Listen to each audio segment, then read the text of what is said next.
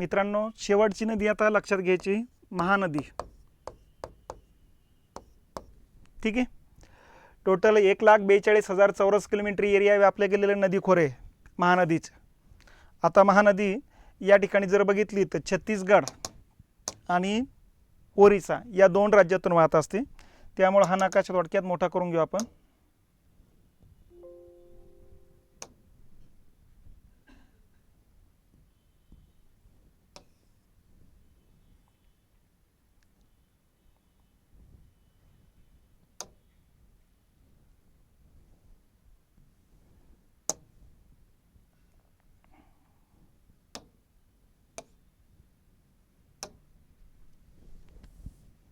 ठीक आहे. ओरिसाचा एरिया आहे, छत्तीसगड आहे, हा महाराष्ट्र आहे, इथं मध्य प्रदेश आहे.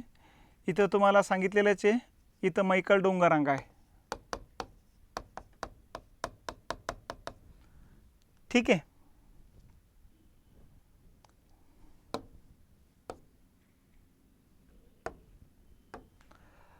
हा जो एरिया येतो हा पूर्व विदर्भाचा भाग आहे.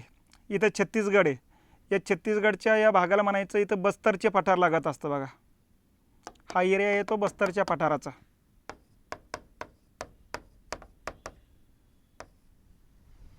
बस्तरच्या पठारामध्ये छत्तीसगडमध्ये शिवाहा नावाचा जिल्हा लागतो असतो. या जिल्ह्यामध्ये महानदीचा उगम होत असतो बघा. या पठारावरून या ठिकाणी महानदी उगम पावते आणि लहान लहान लहान लहान प्रवाह असे एकत्र यायला लागतात बघा. आणि अशा पद्धतीनं ही नदी मग सुरुवातीला असं या डायरेक्शनने व्हायला लागत असते. ठीक आहे. रायपूर वगैरे संबलपूर याच नदीच्या काठावरची गावं येतात आणि नंतर ही नदी मग प्रवेश करते ओरिसामध्ये.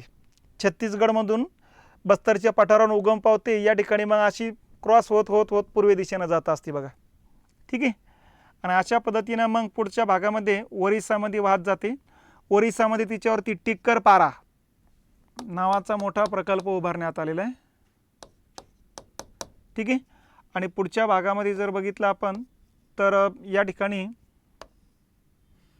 हिराकुंड, भारतातला सर्वात मोठा प्रकल्प जर कुठला असेल तर हिराकुंड प्रकल्प आहे. ओरिसामध्येच येतो असतो हा. तर हे दोन मोठाले प्रकल्प लक्षात ठेवायचे. आणि ही नदी अशी करत करत मग या ठिकाणी कटक शहराजवळ, ओरिसातलं जे प्रमुख शहर आहे, या कटक शहराजवळ याच्या अशा शाखा तयार व्हायला लागतात बघा. ठीक आहे. त्यातली ही इथं शाखेजवळ इथं पॅराद्वीप नावाचं बंदर लागत असतं. ठीक आहे. इथं कटक नावाचं शहर लागत असतं. इथं या नदीच्या वेगवेगळ्या शाखेमार्फत या ठिकाणी त्रिभुज प्रदेश तयार केला जातो आणि या त्रिभुज प्रदेशातून शेवटी ही नदी बंगालच्या उपसागराला जाऊन मिळत असते बघा. तर अशा पद्धतीनं छत्तीसगड 1, ओरिसा 2 या दोन राज्यामध्ये 890 किलोमीटर लांबीची नदी वाहत असते, पूर्व दिशेनं वाहत असते. लक्षात, या नदीवरती दोन ठिकाणी मोठाले प्रकल्प आहे, टिक्करपारा आणि हिराकुंड. ठीक आहे. आता या नदीच्या उपनद्या कुठल्या कुठल्या ते लक्षात घ्या. हिराकुंड प्रकल्प 25 किलोमीटर लांबीची भिंत आहे. भारतातला सर्वात मोठा प्रकल्प हिराकुंड आहे. सर्वात उंच प्रकल्प टेहरी, उत्तराखंड, भगीरथी नदीवर. ठीक आहे. मग आता या नदीच्या डाव्या बाजूनं जर उपनद्या बघितल्यात तर या बाजूने येते शिवनाथ, दुसरी नदी येते इकडून मांड, तिसरी नदी येते इब. या तीन नद्या डाव्या बाजूच्या लक्षात ठेवायच्या, शिवनाथ, मांड, इब. ठीक आहे. आणि उजव्या बाजूने जर बघितलं आपण तर जोंक, त्याच्यानंतर ओरिसामध्ये पुढच्या भागामध्ये आहे तेल. तर उजव्या बाजूची या दोन नद्या लक्षात ठेवायच्या, जोंक आणि तेल. डाव्या बाजूचे शिवनाथ, मांड आणि इब. तर अशा पद्धतीने हे प्रमुख नदी खोरे येते. या नदी खोऱ्यानं भारताचा 1.42 लाख चौरस किलोमीटर एरिया व्यापला गेलेला आहे बघा. ठीक आहे. नर्मदा नदीचा 99,000 आहे, कावेरी नदीनं 88,000 आहे. तर महानदीनं 1,42,000 चौरस किलोमीटर एरिया व्यापला गेलेला आहे. आणि छत्तीसगड आणि ओरिसामधून कटक शहराजवळच्या शाखा तयार होतात. पॅराद्वीपला एक शाखाचा शेवट होत असतो, बाकीचे शाखा वरच्या भागात शेवट होत असतात बघा. तर अशा पद्धतीनं ही एक नदी लक्षात घ्यायचं, महानदी. ठीक आहे. मग आता महानदीचं उगम छत्तीसगडच्या पठारावर आहे, शेवट बंगालच्या उपसागराला आहे. हे दाखवलेले इथं आपण महानदी उगम पावती इथून असे या पद्धतीने जात असते अशी. हे असे कटकला शेवट होते. संबलपूर, रायपूर ही प्रमुख शहरं या ठिकाणी येतात. एक शाखा इथं प्याराद्वीपला खतम होत असते बघा.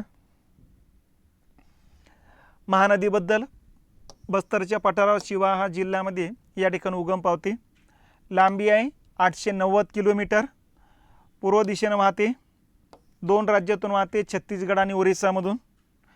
डाव्या बाजूच्या नद्या शिवनाथ, मांड, ईब, ठीक आहे.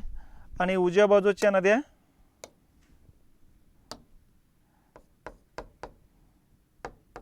जोंका आणि तेले. आलं लक्षात. आणि या नदीचा शेवट होतं बंगालचा उपसागर कटकजवळ ओडिशामध्ये. आणि या नदी खोऱ्याचं क्षेत्र किती आहे? 1,42,000 चौरस किलोमीटर एवढा एरिया येतो बघा. आणि ते 2 धरणं लक्षात ठेवा. कुठले कुठले? सगळ्यात मेन धरण आहे हिराकुंड आणि दुसरं आहे टिक्करपारा. तर अशा पद्धतीनं एवढी माहिती या नदीबद्दल लक्षात घ्या.